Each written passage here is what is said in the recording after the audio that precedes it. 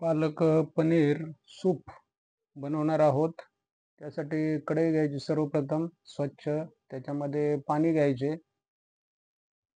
पाणी घेतले पहा मी आता 1 ग्लास साधारणपणे.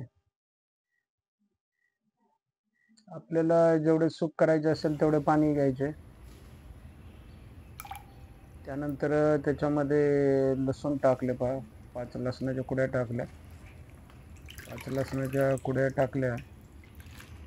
पालक टाकले पाण्यामध्ये.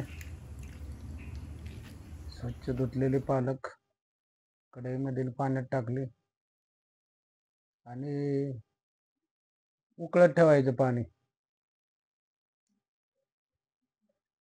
पाणी चांगलं पाण्यात पालक उकळू द्यायचा. उकळल्यानंतर पालकचा भाग वेगळा करा आणि पाणी वेगळे करा. आता कढई घ्या आणि कढईमध्ये बटर घ्यायचं आहे 2 चमचे. त्याच्यामध्ये थोडेसे तेल टाकलेलं असेल तरी चालेल कढईमध्ये अगोदर. आता कढईमध्ये पनीर घ्यायचं आहे.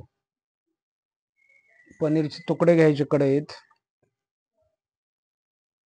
आणि पनीरचे तुकडे घेऊन कमी गॅसवर ते भाजायचे आहेत. पनीर कमी गॅसवर भाजा. मोठा गॅस जर केला तर ते करपण्याची भीती असते. आता ह्या पनीर तुकडे जे आहेत त्याच्यामध्ये आता पालकचा जो वेगळा पण भाग काढलेला होता मिक्सर मधून, तो या ठिकाणी पनीर मध्ये टाकलेला आहे आणि तो या ठिकाणी आता त्याला उष्णता द्यायची आहे चांगल्या प्रकारे. मीठ टाकलं पहा. आपल्या सोयीनुसार मीठ टाकायचे. त्याच्यामध्ये थोडेसे